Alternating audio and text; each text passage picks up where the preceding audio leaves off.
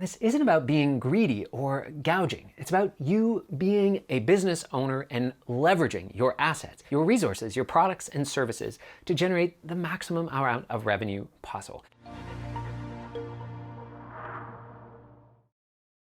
Hi there, Kelsey Tony here, founder of Guest Focused Tour Business Coaching, where every day myself and our team of amazing tour and activity business coaches are helping you build a thriving, profitable business. Welcome back to our series on how to price tours, activities, and experiences for profit. Essentially, we've been looking at the fundamentals of effective pricing, and across this series, we've been looking at proven frameworks, practical examples, and actionable strategies from some of the most successful tour and activity businesses on the planet. So we've covered a lot of the fundamentals in an earlier part of the series, and if you haven't seen that yet, I'd highly recommend going back and watching it. But here we're going to talk about some more advanced techniques like discounting. We're going to explore variable pricing a little bit further, and then talk about some pricing psychology techniques that can really help you grow your profits. Let's go back and touch on that variable pricing. This means setting different prices based on predictable demand factors. This is a little bit different than dynamic pricing, which is used by, let's say, airlines in the hospitality space, certainly with accommodation providers, and some larger attractions. But variable pricing is a little bit more simple to implement and gives customers predictable pricing that they can plan around.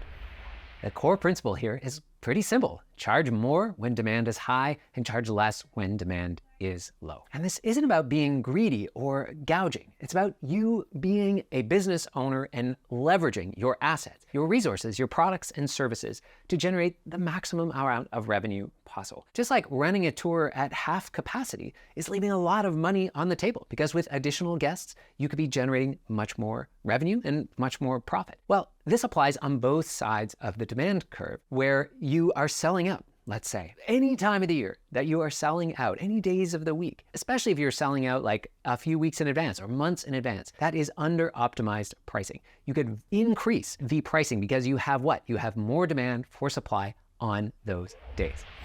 So for most tour and activity businesses, the key variable pricing factors are seasonality, for example, summer versus winter, day of the week, possibly weekends versus weekdays, the time of day, if certain times of the day are more in demand than others, like a sunset tour or a morning tour, or also if there's limited availability, special events and holidays, and advanced booking time. Let's explore how to implement each of these strategically. So let's start with building a seasonal pricing calculator and then layer on events on top of it. Now, again, this may or may not be applicable to your tour activity business, but it does apply to most. So understanding your destination's demand curve is essential for getting this variable pricing right. And typically, we're just breaking things up into sort of a peak season, maybe a shoulder season, maybe a low season, and then trying to identify certain spikes in the demand curve where there might be big events or festivals, things happening in your area. Here's some great research tools to help you identify demand patterns. Firstly, your local tourism boards. They can share visitor arrival data and some of the event calendars. Secondly, we can now leverage AI research using tools like ChatGPT or Gemini or Claude to research local festivals, holidays, and seasonal events for your destination. Websites like Airbnb actually show short-term rental pricing trends that will very closely mirror the number of visitors to your destination. So for example, if Airbnb shows accommodation prices or Airbnb's pricing spike of 40% during cherry blossom season in your city, well, you could likely justify a 25 or 30% increase in your tour prices during that same period.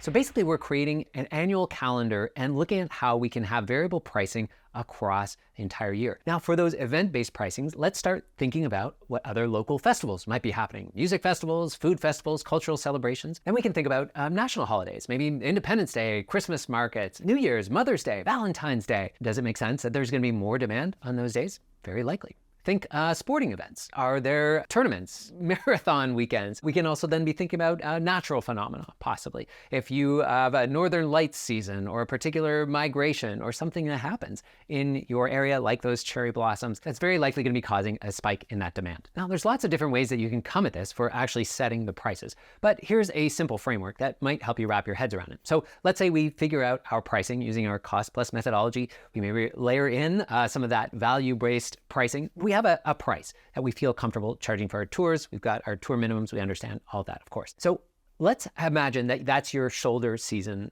pricing. And then in your peak season or times of peak demand, we might lift that up an additional 20 to 25%. And in your low season or shoulder season, if we're trying to generate some extra demand, you could consider discounting off of that price. That's just one framework to help you think about when we're going to be going up and when we're going to be going down. And as we'll cover in an upcoming video, we're definitely going to want to do what? To test and validate these pricing theories. Once you've established these seasonal patterns and some of those events, it's now time to look at weekly and daily demand fluctuations and look for revenue optimization opportunities. So simply here, maybe day of the week pricing. Most destinations for day tours, activities, and experiences will see higher demand on weekend and long weekends. In those instances, we might add another 10 or 15% premium for Friday to Sunday, and then have standard pricing or a slight discount between Monday and Thursday. And if you're a day tour operator, we encourage you to have a look at time of day pricing next. Are there time slots or departures where you are consistently selling out? That's another opportunity for having more premium pricing. And this is entirely natural. If you think about, like a party bike type tour, or maybe a sunset golden hour type experience where we have limited supply and likely a dramatically different perceived value. Okay, let's take a big step back. If you're not doing any of this variable pricing, do you have to do it all at once? Of course not. You can ease into this. We want to encourage you and kind of showcase that this is a smarter and more efficient and more effective way to raise your profits and grow the revenues of your business than maybe just across the board pricing where we're lifting everything all in unison. So if you're not doing any variable pricing, start with one or more of these strategies and do some testing. All right, in this next section, we're going to be talking a little bit about discounting. We encourage you to think about discounts as actual marketing expenses that we can plan for. So for example, if we offer a 20% discount, we're essentially saying, hey, we're willing to give up 20% of our revenue to help acquire that customer. So we can be thinking about this, let's say on a $100 tour, compare this to the average cost to acquire that customer. So if we're giving a $20 off on that revenue discount, but hey, over here when we're running paid ads, we know on average we can spend $15 to acquire that customer, then the discounting may not actually be helping. And in fact, keep in mind, these things might be compounding. So before you do any discounting, ask, one, what's my current customer acquisition cost through some of my other marketing channels? Two, is this discount going to help me attract new customers or actually just reduce revenue from people who would have booked anyway? And thirdly, could I achieve the same result with a value add that actually costs me less than a dollar or percentage-based discount? Discounting can and will boost bookings, no questions. But if it's done wrong, you can be training your clients and customers to expect low prices and can destroy your profit margins. Okay, so let's look at 3 different smart discounting approaches used by folks in our industry and then go through a couple of mistakes that we want you to avoid. The first is time-based incentives. Here, think of early bird, like 10 or 15% off for bookings that are made 30 plus days in advance. Incentivizing early bookings helps you forecast and plan, and you get that money sooner. Some companies leverage last-minute deals where we're really trying to fill the remaining spots, maybe 24 hours before departure. And the third time-based incentive is off-season promotions where we're trying to drive bookings during those slower periods. Our second best practice is to actually leverage value-add promotions instead of discounting. So essentially, rather than say on a $100 day tour, we're going to give $20 off, we're actually adding an extra thing during a limited promotion to drive more bookings. And that $15 or $20 of extra value is added, but in reality, it only costs you $5, for example. So let's go through a couple real world examples to make this more concrete. Let's say we are a Sea-Doo tour and rental company, and we're having trouble filling those morning tours. People don't want to get up and rent the Sea-Doo. They always want to come in the afternoon. And so instead of discounting that morning price to incentivize more bookings or more rentals, maybe we throw in a complimentary snack basket or a little picnic or something like that, where we're not discounting the price, but we are throwing in that extra. On a multi-day tour, it might be to incentivize people to get their deposit and confirmation in early instead of offering a discounted price that's coming right out of your profit line or out of your total revenue. We could instead offer, hey, if you get your booking in, your deposit in for this multi-day trip, you're going to be entered in a room draw for a complimentary upgrade on our first night's hotel. All you have to do is get your booking in before X amount of time. These are some creative ways to think about adding value for those promotions instead of always going to cutting revenue via discounting. The third best practice is related to conditional discounts. So this is basically if people meet these conditions, then they're eligible for that discount. So this could be something like having seniors discounts or discounts for students or kids. I love here in Vancouver, they have the Capilano Suspension Bridge where they have sort of a locals discount, where if you are able to show a British Columbia ID, you can get 25% off for up to 3 people in your party. And essentially they're trying to encourage those local residents to bring their friends and family who might be visiting, and they're going to get that discount based on that condition. Another really powerful conditional discount, I was recently on a tour with Unexpected Atlanta, and it was a food tour. And when I made the booking, they said, hey, by the way, we also offer this other great market food experience. And if you book now, if you add it to the shopping cart, like within their booking software, they were offering what? A conditional discount. Only available now, but you can get up to 15 or 20% off if you make this booking. Great use of that conditional discounting. In a multi-day context, we might think of returning customer incentives or discounts because they're a returning customer. Again, I would prefer not to go right to discounting. Maybe they get, first access to your new trips that are coming up for the new year so that they feel like a VIP, but you're kind of creating that demand because you say, hey, we're going to open up the trips to the rest of the public on this date, but you get early access. For multi-day tours, we often see that conditional discount relating to trip organizers as well. That, hey, if you're able to bring a group or bring X amount of people, you're going to be eligible for that discount. Maybe you can get a comped trip if you're the trip organizer or the private trip organizer, or that discount can be shared over the group. Okay, what about those discount mistakes to avoid? Well, firstly, avoid permanent sale pricing because that becomes expected. 2, we really want to know our margins here. Make sure we are factoring in these discounts as a marketing expense. 3, we want to avoid training customers to always wait for deals. 4, we want to avoid discounting when we could add value instead.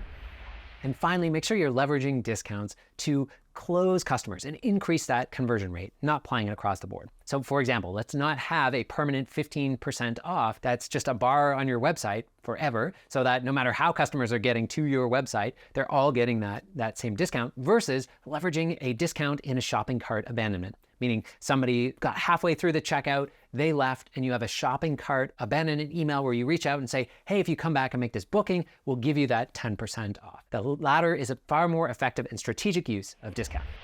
All right, our last section here is on psychological pricing techniques. Now, these psychological sort of triggers and inherent biases of human beings influence how customers perceive value, and it influences our behavior. A lot of times this can be happening subconsciously.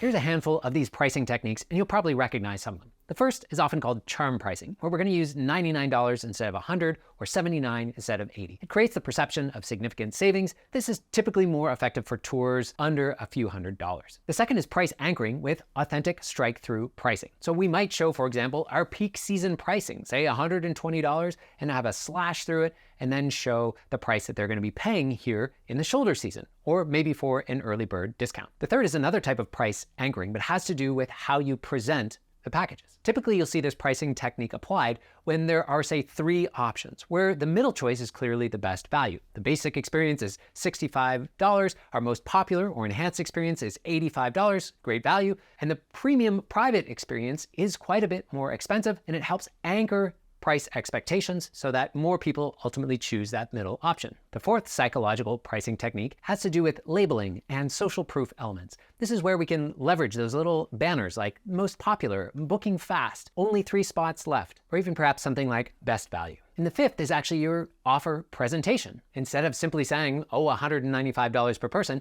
we might say something like, oh, the complete adventure package for $195, or the all-inclusive experience at $195. Okay, let's quickly recap some of these strategies. First and foremost was to make sure that we take the time to research and understand the demand patterns of our destination. This would include, yes, creating a calendar, yes, looking at peak, shoulder, off-season times, but also don't forget those local events and festivals.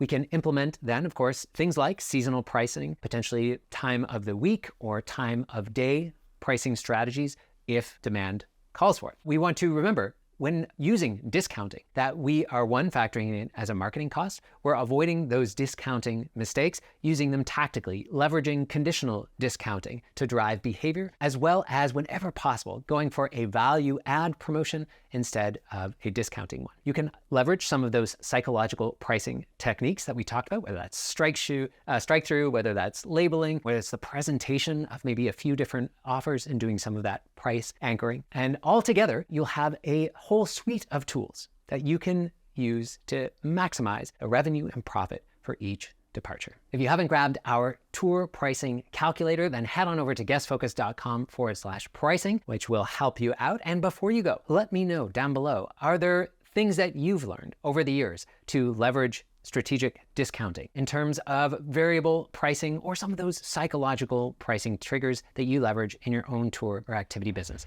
If you found this video or this series useful, it would mean the world to me if you'd share it with a friend or a colleague. Thank you so much for being here, and we'll see you in the next video.